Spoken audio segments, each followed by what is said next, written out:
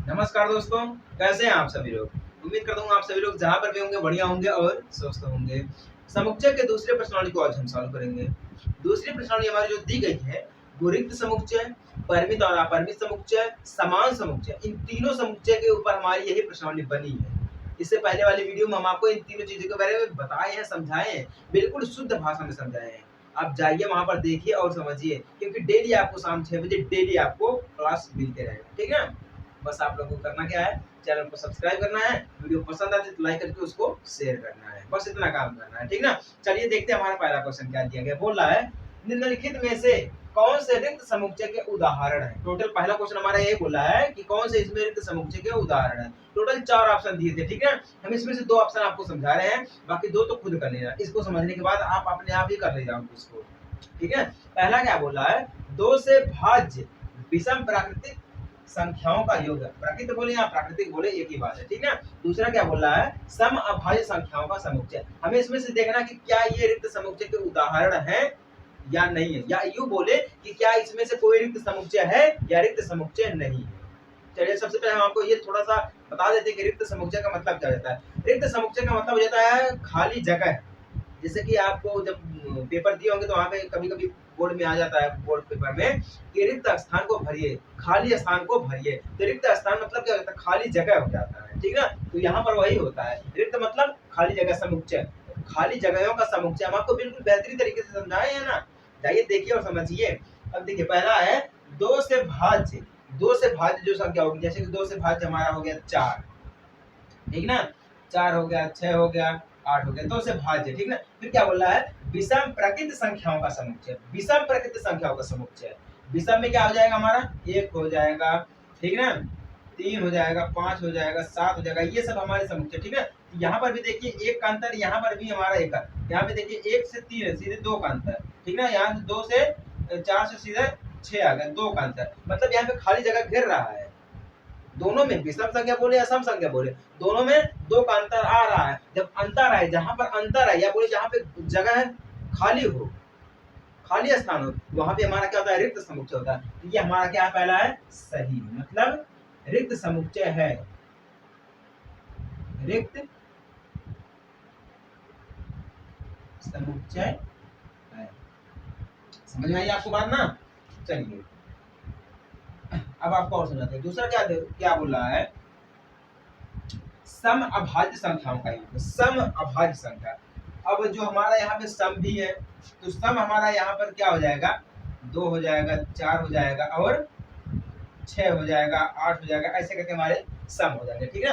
अब सम अभाज्य, सम का मतलब क्या होता है, जो कट जाए। अभाज्य संख्या उसमें भी है, अभाज्य का मतलब जैसे कि हमारा 1 हो गया, 2 हो गया, ये हमारे यहाँ पर 3 हो जाएगा, 4 हो जाएगा, मतलब ये जगह दोनों में क्या बोल रहा है, सम अभाज्य, दोनों साथ बोल रहा है, सम अभाज्य। जब दोनों साथ बोलेगा तो 1 2 3 4 5 6 7 8 8 करके मतलब ऐसे लिखते चले जाएगा, मतलब उसमें गैप नहीं रहेगा। सम अभाज्य बोल रहा है ना, सम मतलब जो कट जाए, अभाज्य मतलब 1 2 3 4, 1 हो गया, 3 हो गया, 5 हो गया, अभाज्य संख्या, विषम संख्या, ठीक है? तो सम और अभाज्य दोनों है, तो सम अभाज्य संख्याओं का समुच्चय। सम अभाज्य दोनों संख्याओं का समुच्चय, 1 से लेकर 10 तक लिख देंगे, वो समुच्चय हो जाएगा। अब इसमें कोई जगह बच रही है, नहीं बच रही है, इसमें अभाज्य भी है और सम भी है, तो दोनों संख्या एक साथ आ गई है, तो ये हमारा क्या हो जाएगा, रिक्त समुच्चय नहीं हमारा है, ठीक है? अब ऐसे लिख देंगे, नहीं रिक्त समुच्चय, समुच्चय। समझ में आई बात ना? अब यहाँ भी क्या बोला था, 2 से भाज्य, 2 से भाज्य, फिर क्या बोला, विषम प्रकृत संख्याओं का समुच्चय। विषम प्रकृत संख्याओं का समुच्चय, फिर 2 से भाज्य संख्याओं का समुच्चय, ये इसमें से अलग हो गया, ठीक है ना? अब यहाँ पे सम अभाज्य दोनों बोल दिया, सम अभाज्य संख्याओं का। बात समझ में आई ना? तो ये हमारा हो जाएगा, एक हमारा हो जाएगा समुच्चय, पहला वाला समुच्चय है, जो रिक्त समुच्चय है वो पहला वाला है, और जो दूसरा वाला वो रिक्त समुच्चय नहीं है। समझ में आई ना बात तो? चलिए समझ में आ गया तो बढ़िया है, नहीं समझ में आई तो फिर भी आप प्रयास करते रहना, समझ में जरूर ही आएगा, ठीक ना? क्योंकि आपसे बड़ा कोई चीज नहीं है, जो आप सोच सकते हैं वो कर सकते हैं, जैसा है वैसा बन जाएंगे, ये तो कई बार का नियम हमारा है, ठीक ना? चलिए पहला क्वेश्चन तो खत्म हो गया, 2 बचा है, 2 आप कर लेना, समझ लेना उसको, ठीक है? इसी प्रकार से बिल्कुल सेम वो भी रहेगा। चलिए बात करते हैं क्वेश्चन नंबर 2 की। दूसरा क्वेश्चन देखते हैं, समझते हैं कि किस प्रकार से हमारा क्वेश्चन नंबर 2 दिया गया है। क्या ये रिक्त समुच्चय के ऊपर है, समान समुच्चय के ऊपर है, कि परिमित और अपरिमित समुच्चय के ऊपर है। देखते हैं, समझते हैं क्या बोल रहा है दूसरे क्वेश्चन में, निम्नलिखित समुच्चयों में से कौन परिमित और कौन अपरिमित है? ये तो भैया परिमित और अपरिमित से पूछ लिया, परिमित और अपरिमित, फाइनाइट एंड इनफाइनाइट से पूछ लिया है। तो इसमें देखिए टोटल 5 क्वेश्चन दिए गए हैं। पहला दिया है वर्ष के महीनों का समुच्चय, दूसरा दिया गया है मझले ब्रैकेट में 1 2 3 डॉट डॉट डॉट करके दिया गया है, ठीक है ना। तीसरे में दिया गया मझले ब्रैकेट में 1 2 3 डॉट डॉट डॉट 99 100 तक दिया गया है, ठीक ना। उसके बाद चौथे में क्या बोला है, 100 से बड़े धन पूर्णांकों का समुच्चय, और पांचवें में बोला 99 से छोटे अभाज्य पूर्णांकों का समुच्चय। इसमें से हमें ये देखना है कि कौन परिमित है और कौन अपरिमित है, हमें ये तय करना है, ठीक है। मतलब कौन फाइनाइट है एंड कौन इनफाइनाइट है, बस इतना हमें देखना है। चलिए हम आपको बोले सबसे पहले हम आपको फाइनाइट एंड इनफाइनाइट यानी कि परिमित और अपरिमित बता देते हैं। देखिए ध्यान दीजिएगा, परिमित का मतलब हो जाता है जिसको हम गिन सके या जिसका अंत हो।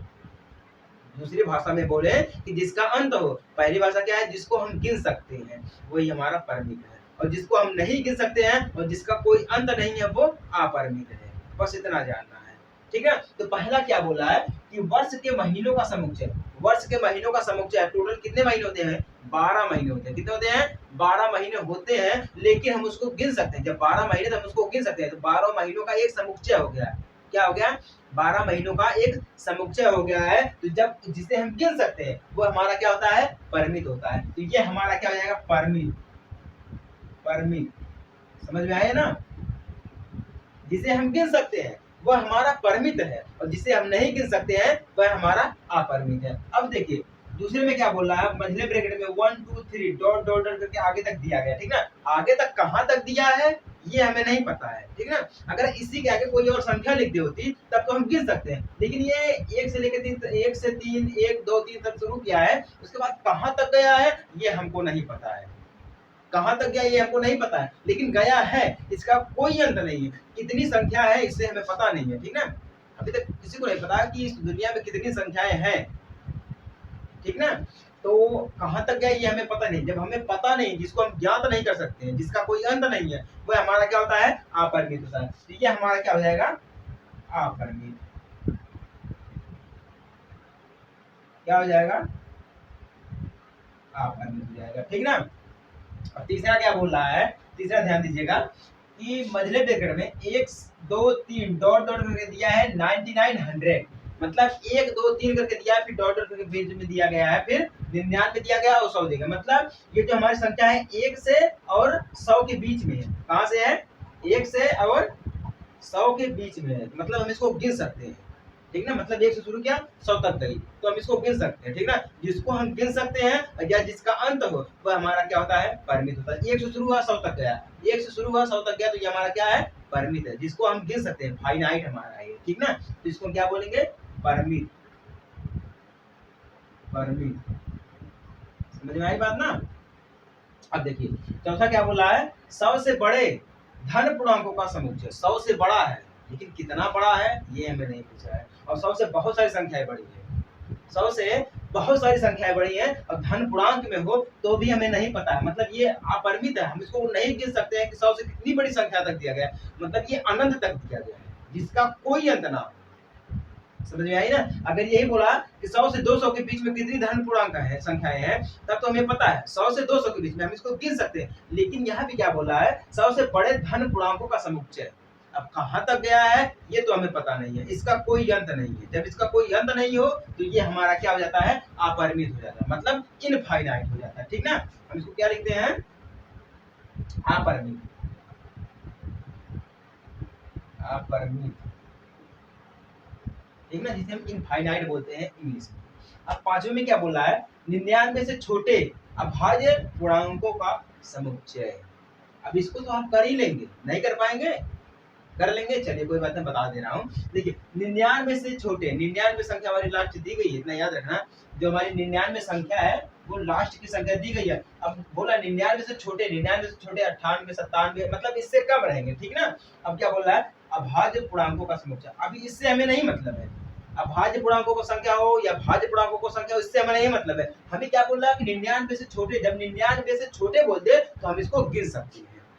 99 के तो आगे जाएगा नहीं, 99 से कम ही रहेगा क्योंकि 99 से छोटे बोला है। बाकी ये अभाज्य हो या भाज्य कोई भी संख्या हो, सम हो, विषम हो, भाज्य, अभाज्य, इससे नहीं मतलब हमें सिर्फ इतना देखना है कि 99 से छोटा है। जब 99 से छोटा यानी कि 99 से कम है तो 98 होगा लास्ट में, और शुरू से 1 होगा और लास्ट में 98 होगा, यही हमारा होगा ना। तो जिसको हम गिन सकते हैं ये हमारा क्या है, परिमित है। जिसको हम गिन सकते हैं परिमित, और जिसको हम नहीं गिन सकते हैं वो अपरिमित। ये हमारा क्या है, परिमित। समझ में आई बात ना, परिमित और अपरिमित। दूसरा क्वेश्चन हमारा खत्म हो गया। दूसरे क्वेश्चन में टोटल 5 दिए गए थे, हमें इन पांचों को समझना था कि कौन परिमित है और कौन अपरिमित है। पहला वाला परिमित, दूसरा वाला अपरिमित, फिर तीसरा वाला परिमित, चौथा वाला अपरिमित, पांचवा वाला परिमित है। मतलब finite, infinite, finite, infinite, finite. बस समझ में आया ना आपको। चलिए, जिनको समझ में आ गया वो फटाफट से चैनल को सब्सक्राइब कर सकते हैं, और जिनको नहीं समझ में आया है वो लोग कमेंट कर सकते हैं कि सर हमें समझ में नहीं आया है, हम आपको फिर से समझाएंगे, ठीक ना। चलिए अब बात करते हैं क्वेश्चन नंबर 3 की।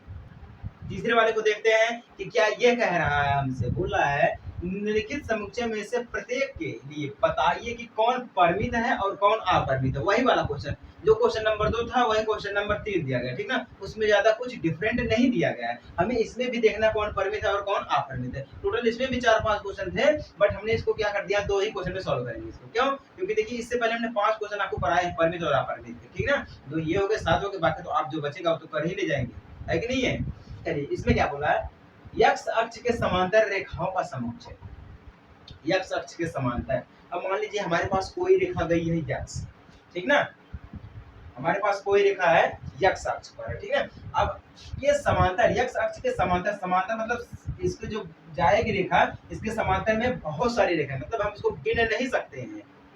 ये रेखा निकल गई, ये रेखा निकल गई, ऐसे कैसे निकल गई, मतलब बहुत सारी रेखाएं हैं जिसको हम गिन नहीं सकते हैं। तो ये क्या हो गए, x अक्ष समांतर रेखाओं का समुच्चय। अपरिमित है भैया, ये अपरिमित है जिसको हम गिन नहीं सकते हैं। ये कहाँ तक गया, इसका रेखा कौन है, कैसे है, इसको हम पता नहीं लगा सकते हैं। अगर ये बोल दे x अक्ष और y अक्ष के, ठीक है, जैसे बोलते हमारे पास एक रेखा दी गई है, एक x है एक y है, ठीक ना। हम इसको गिन सकते हैं, x से शुरू हो गई y पे खत्म हो गई, ऐसे हम गिन सकते हैं। लेकिन सीधे बोल दीजिए कि x अक्ष से शुरू है, x अक्ष के समांतर रेखाओं का समुच्चय, तो ये नामुमकिन है। कितनी रेखाएं हैं कुछ पता नहीं है। अब जिसका हमें पता ना हो उसको आप पता ही, आपको क्या कहना है, अपरिमित कहना है। तो ये हमारा क्या हो जाएगा, अपरिमित हो जाएगा, ठीक ना। अपरिमित, इनफाइनाइट, ठीक ना। अब दूसरे में क्या बोल रहा है, अंग्रेजी वर्णमाला के अक्षरों का समुच्चय। तो बहुत ही सिंपल है, अंग्रेजी वर्णमाला के अक्षरों का समुच्चय।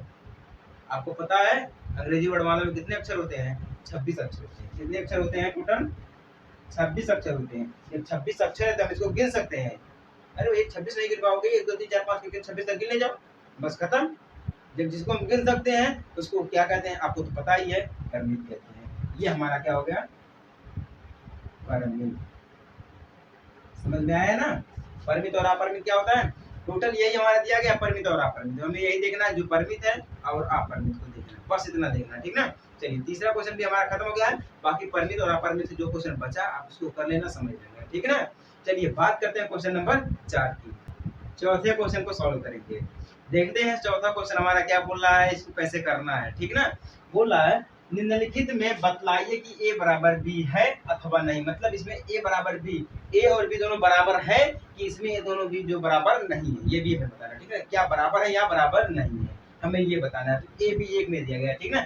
इसमें टोटल 2 क्वेश्चन हमने लिए हैं, बाकी जो 2 समझा देंगे आपको ना, उसके बाद आप सारे क्वेश्चन कर ले जाओगे। अब ये हमारा कहाँ से पूछा है, समान, ठीक ना, किसे, समान समुच्चय यानी कि इक्वल सेट से हमारा पूछा, ठीक ना। अब इक्वल सेट क्या होता है, समान का मतलब आपको पता है, जो आपस में बराबर हो वही हमारा समान होता है। तो देखिए a बराबर क्या दिया है, मध्य ब्रैकेट में a b c d, ठीक ना, ब्रैकेट बंद कर दिया है। फिर b में क्या दिया है, d c b a, ये देखना है। तो हम आपको पिछली वीडियो में बताए थे, जहां समान समुच्चय की बात आ जाए, जैसे कि मान लीजिए हमारे पास दिया गया है a इक्वल मध्य ब्रैकेट में 1 2 3 4 ब्रैकेट बंद, b इक्वल दिया गया मध्य ब्रैकेट में 4 2 1 3, ये हमारे पास दे दिया, ठीक ना।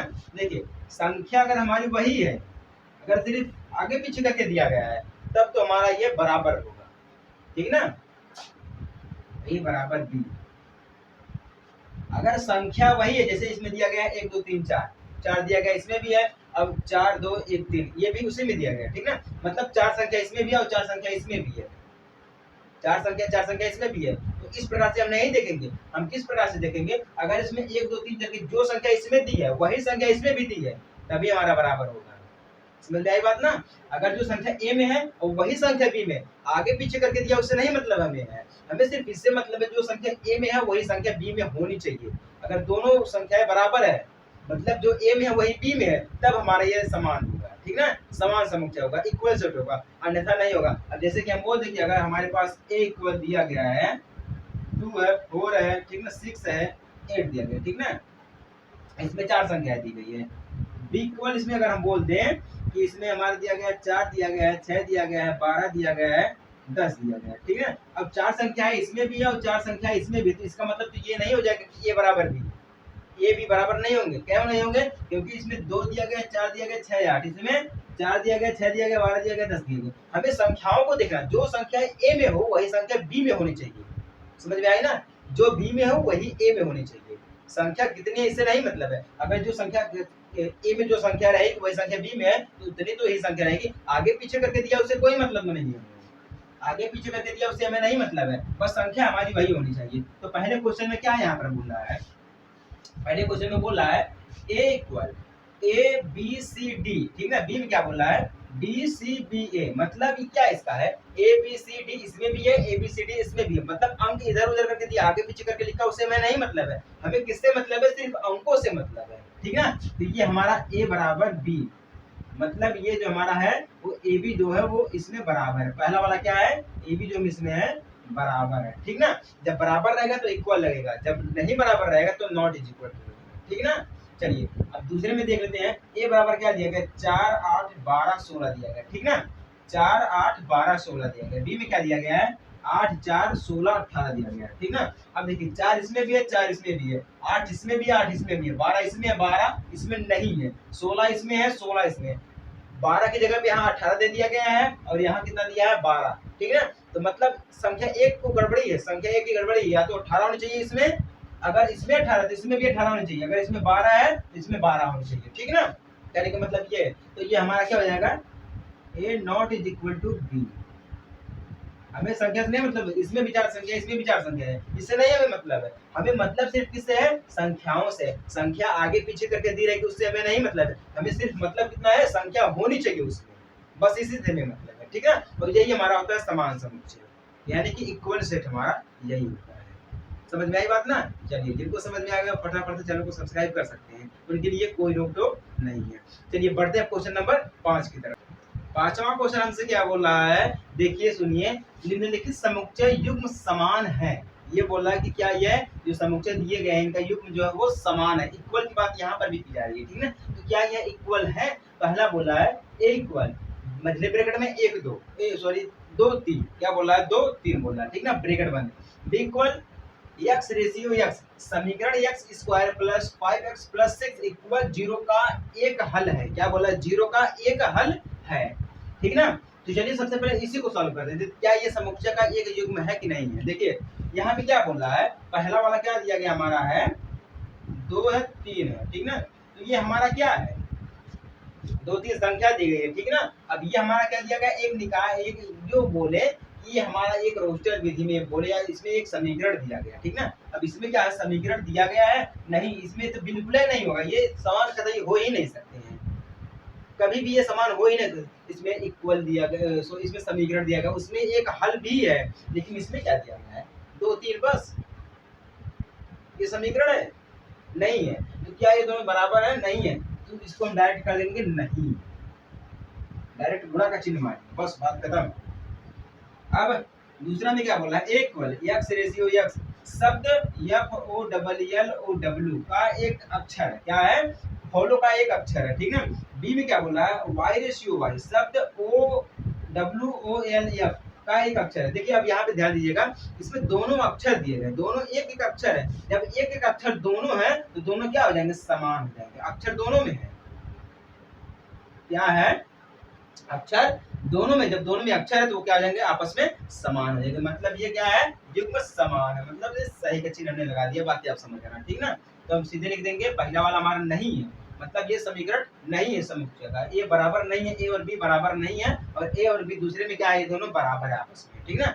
एक अक्षर दोनों का है तो ये दोनों क्या है, आपस में बराबर है। तो उम्मीद करता हूँ आप समझ गए होंगे। पांचवें क्वेश्चन में सिर्फ दो ही क्वेश्चन दिया गया था और दोनों को हमने कर दिया है, ठीक है। अब चलिए देखते हैं सबसे लास्ट का, आखिरी का देखते हैं, छठा वाला, उसमें क्या दिया गया है, क्या बोला है, देखते हैं। नीचे दिए हुए समुच्चयों में से समान समुच्चयों का चयन कीजिए, मतलब A B C D E F G H, H तक हमारा दिया गया है समुच्चय, ठीक है ना। हमें इसमें देखना है कि क्या इसमें से कौन सा समुच्चय बराबर मिलता है कि कौन सा समुच्चय बराबर नहीं मिलता है, ठीक ना। हमें इसमें देखना है कि क्या कौन कौन सा समुच्चय आपस में बराबर है और कौन कौन सा समुच्चय आपस में बराबर नहीं है, हमें सिर्फ ये देखना है, ठीक ना।